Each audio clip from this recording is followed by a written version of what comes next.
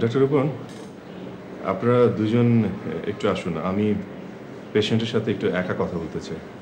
Okay sir. Sister চলুন। আরমান, এটা তোমার হাসপাতাল? ঠিক আমার না, তবে আমি হাসপাতালের চার্জে আছি। মানে চাকরি? তা বলতে পারো।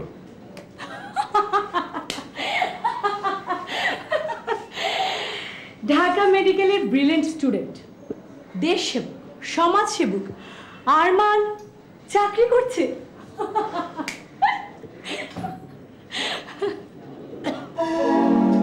সরি।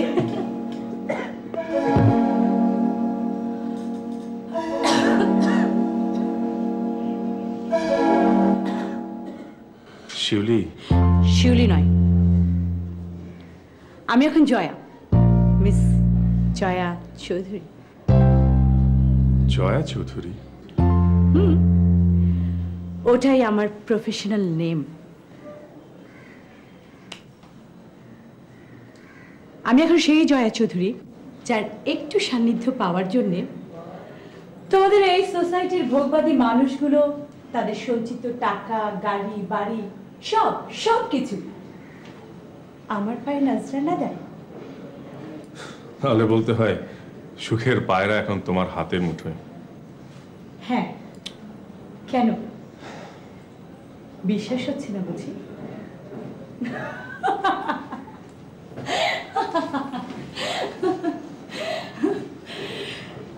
তুমি তো কোনোদিনই আমাকে বিশ্বাস করোনি। আমার ভালোবাসা আমার দিকে কোনোদিন ফিরেও তাকাও না। দেখো জয়া, তুমি ভালো করেই জানতে তোমার উশৃঙ্খল জীবনযাপন আমি কখনোই পছন্দ করতাম না।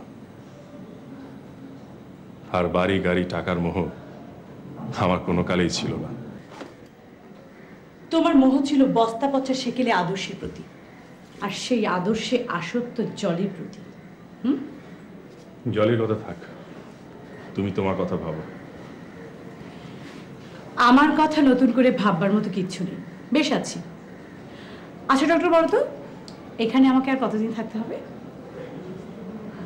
যতদিন না সুস্থ হচ্ছ।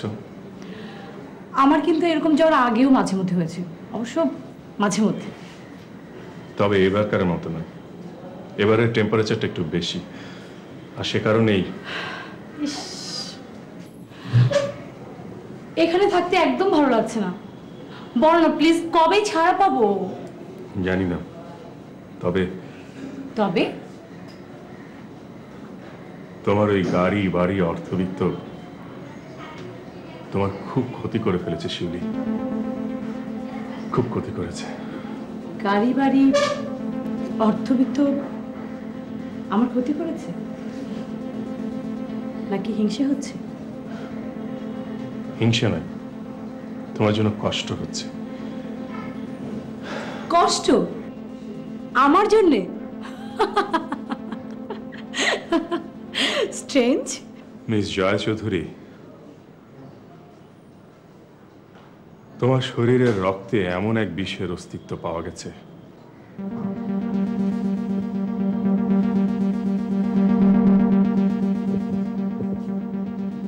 যার একমাত্র পরিণতি কি? মৃত্যু।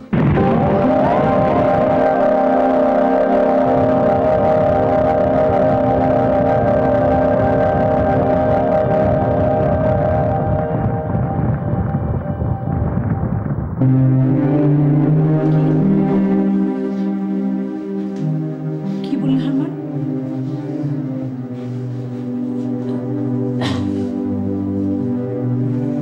আমি আমি আমি মরে যাব? আমি আর বেশি দিন বাঁচবো না? তাহলে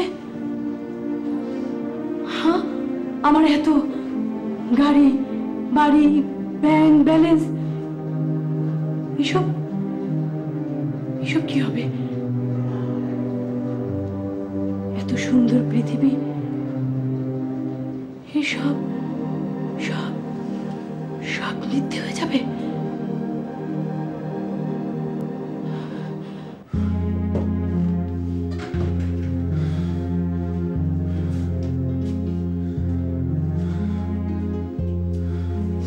আরমান, বলো আমার কি হয়েছে। প্লিজ চুপ করে থেকো না, বলো আমার কি হয়েছে। শিউলি, আমরা যতই আল্লাহকে ভুলে থাকার চেষ্টা করি না কেন, ইচ্ছেই হোক আর অনিচ্ছাই হোক, একদিন আমাদের সবাইকে আল্লাহর কাছে ফিরে যেতেই হবে। তোমার যাওয়ার সময়টা একটু তাড়াতাড়ি হয়ে গেল। আমি কি সত্যি সত্যি বেশি দিন বাঁচবো না? এ রোগ হলে কেউ বাঁচে না, পৃথিবীতে এর কোনো চিকিৎসাও নেই। আমার কি হয়েছে সেটা নিশ্চয়ই জানতে পারি। হ্যাঁ, সেটা জানার অধিকার তোমার অবশ্যই আছে, তবে না জানলে সেটা বোধহয় আরো ভালো হতো। তবু বলছি, তোমার দেহে মরণ ব্যাধি এইডস বাসা বেঁধেছে।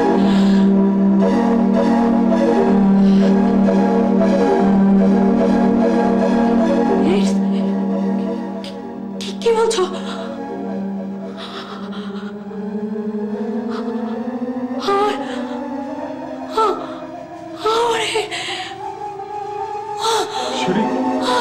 শিউলি, শিউলি, শিউলি, সিস্টার!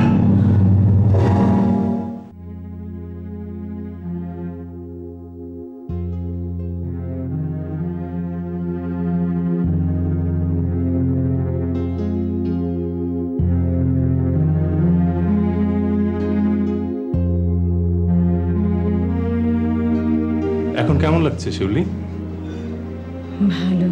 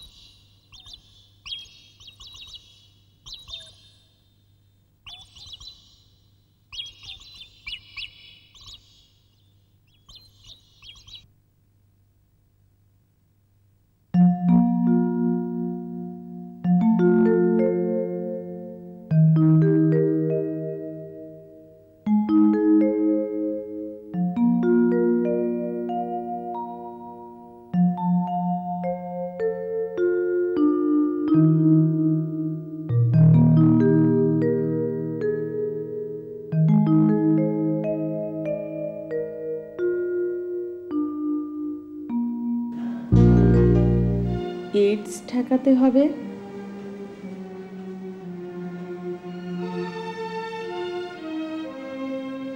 সারা বিশ্বে এইডস এক আতঙ্কের নাম। অনুন্নত উন্নয়নশীল দেশ কোনোটি এইডসের মরণ ছোবলের বাইরে নয়। বিশ্ব স্বাস্থ্য সংস্থার হিসেবে 2002 সালে শেষ পর্যন্ত সারা বিশ্বে এইডসে মারা গেছে 2,18,00,000 মানুষ। শুধু গত বছরের হিসেবে সারা বিশ্বে 4,20,00,000 লোক এইডস বহন করেছে এবং এই পর্যন্ত যত আক্রান্ত হয়েছে তার 80% হয়েছে যৌন মিলনের মাধ্যমে। গত বছরই নতুন করে এইডসে আক্রান্ত হয়েছে 50 লাখ ও মারা গেছে 31 লাখ। বাংলাদেশে দারিদ্রতা ও শিক্ষার নিম্নহারের পাশাপাশি পরিবারে ও সমাজে নারীর প্রতিকূল অবস্থানের কারণে এদেশের নারীদের মধ্যে এইডস রোগের বিস্তারের ঝুঁকি রয়েছে। নারীরা এইডস রোগে আক্রান্ত হয় পুরুষ সঙ্গীর মাধ্যমে। কি রে সাথী, এত মনোযোগ দিয়ে কি পড়ছিস? খুব খারাপ খবর খালা। খারাপ খবর? কি খারাপ খবর? এখান থেকে পড়ো।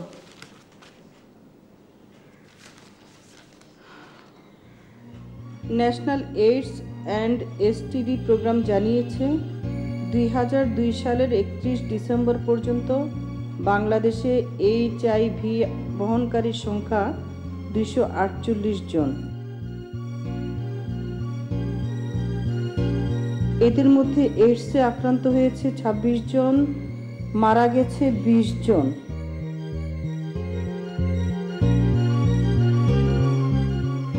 বিশ্ব স্বাস্থ্য সংস্থার মতে বাংলাদেশে এইচআইভি পজিটিভ ব্যক্তির সম্ভাব্য সংখ্যা 13,001 জন। হায় আল্লাহ, আমাদের দেশে এইডস! পেপারটা দাও তো, আরমানকে খবরটা দেখাই।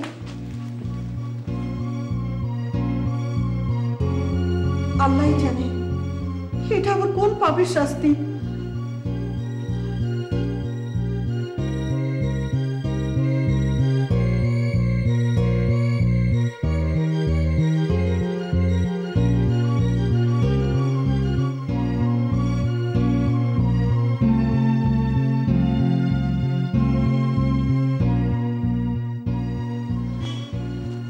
আরমান, আরমান বলো। আরে তুই এক্সারসাইজ বন্ধ না করলে বলতে পারছি না তো। এক্সারসাইজ করো, আমি তোমার কথা শুনতে পারবো, কান খোলা আছে। বিষয়টা কানের নয়, চোখের। কি ব্যাপার? এই দেখ, এই দিকটা পড়ে দেখ। এইডস ঠেকাতে হবে, গুরুত্বপূর্ণ খবর। আমি এক্ষুনি খবরটা পড়ছি। সাদিয়াপা, তুমি প্লিজ আমার জন্য 1 কাপ চা করে পাঠাও না। ঠিক আছে, তুই এই গুরুত্বপূর্ণ খবরটা পড়ছিস শুধুমাত্র এই জন্য আমি নিজের হাতে তোর জন্য 1 কাপ চা বানিয়ে নিয়ে এসেছি। Thank you so much.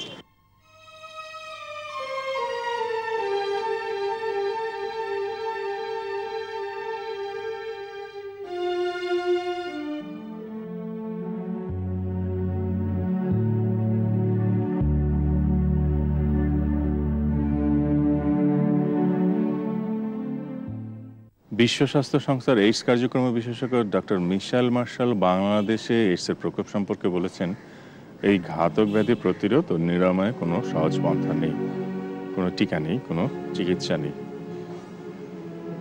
HIV virus সংক্রমণে এদেশে 10টি শ্রেণীকে ঝুঁকিপূর্ণ হিসেবে চিহ্নিত করা হয়েছে। তারা হলো বিদেশে কর্মরত শ্রমিক, পাচার হয়ে ফিরে আসা নারী, যৌনকর্মী, বিবাহোত্তর অন্য নারীর সহিত যৌন মিলনে অভ্যস্তকারী, হিজড়া, পথশিশু,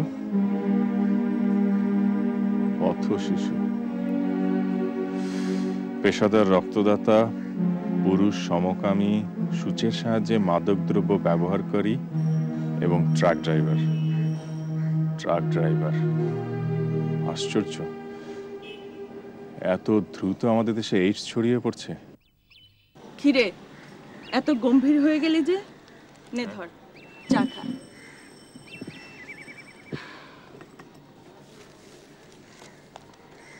আচ্ছা আরমান, তুই কি জানিস এইডস কেন হয়?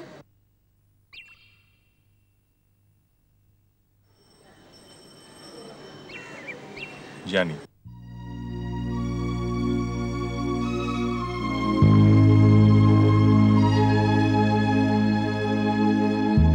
এই মহাবিশ্বে সবকিছু চলছে একটা নিয়ম মাফিক, তাই কোথাও কোনো সংঘর্ষ নেই, নেই কোনো বিপর্যয়। কিন্তু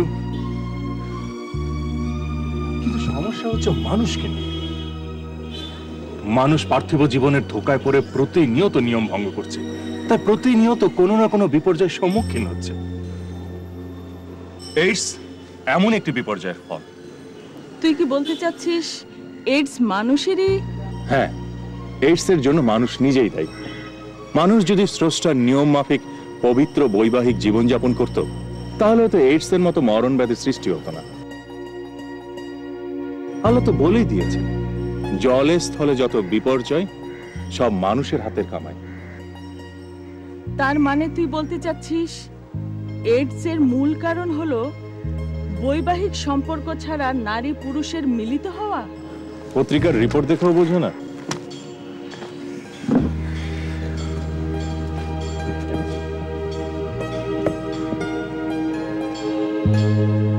আরমানের কথা যদি সত্যি হয়, তাহলে তো এইডস ঠেকাতে হলে জেনা ব্যভিচার ঠেকাতে হবে।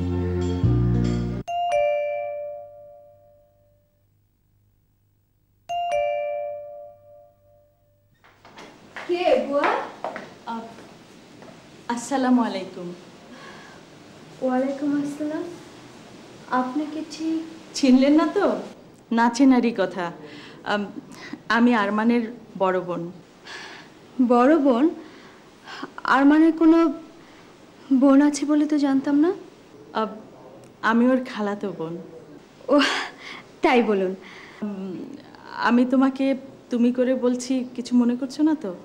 না না, কিছু মনে করছি না, বসুন। আমি আসলে তোমার সাথে একটু জরুরি কথা বলতে চেয়েছিলাম। ঠিক আছে, ভেতরে চলুন। বুয়া, চা নাস্তা রেডি করো। আচ্ছা চলুন।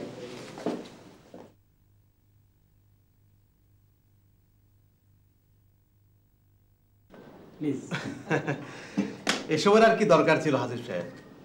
আছে আছে, দরকার আছে। আপনার জন্যই তো আমার লাখ 5 টাকা লাভ হলো। আমি আবার সবার মতো অকৃতজ্ঞ নই। সবাই যদি আপনার মতো হতো। এখন বলেন, আমার নেক্সট কাজটার কত দূর? হবে, আমি এমন ব্যবস্থা করব যাতে কাজটা আপনি পেয়ে যান। আফটার অল আমিও অকৃতজ্ঞ নই। আরমানের কাছে শুনলাম তুমি নাকি ওর হাসপাতালে গিয়েছিলে। ওটা যে আরমানের হাসপাতাল আমি জানতাম না। তাই? হ্যাঁ। আচ্ছা, তোমার সংসার জীবন কেমন চলছে? এটা জানার জন্য কি আরমান আপনাকে পাঠিয়েছে? যদি বলি তাই। আরমানকে বলবেন আমার কথা ভাবাটা এখন ওর জন্য পাপ। ভুল বললে জলি। কারো কল্যাণ কামনা করা পাপ হতে পারে না। আরমান এখনো তোমার কল্যাণ কামনা করে। তাই? এক সময় তো তোমরা দুজনে মিলে অনেক স্বপ্ন দেখতে। কি দেখতে না? হ্যাঁ দেখতাম, দেশ গড়ার স্বপ্ন দেখতাম, দুঃখী মানুষের পাশে দাঁড়াবার স্বপ্ন দেখতাম। কিছুদিন আগে পত্রিকায় একটা এইডস নিয়ে লেখা রিপোর্ট দেখেছো? কোন রিপোর্টটা? ওই যে এইডস ঠেকাতে হবে শিরোনাম। হ্যাঁ, তুমি ঠিকই ধরেছ। এই এইডস ঠেকানোর জন্য আমি একটি সংগঠন করতে চাই, স্বেচ্ছাসেবী সংগঠন। আপনার উদ্যোগটা সত্যি মহৎ। তুমি যদি তাই মনে করে থাকো, তাহলে এই কাজের জন্য আমি তোমাকে আমার পাশে চাই। দেশের কাজ করব এমন একটা ইচ্ছে আমার সবসময় ছিল, কিন্তু বিয়ের পর। তুমি সংসারের কাজ সেরেও সমাজের জন্য কিছু করতে পারো। আমাকে একটু সময় দিতে হবে, ওর সাথে কথা বলে। অবশ্যই, তুমি তোমার স্বামীর অনুমতি নিয়েই কাজ করবে। বিবি সাহেব, টেবিলে চা নাস্তা দিচ্ছি। চলুন। চল।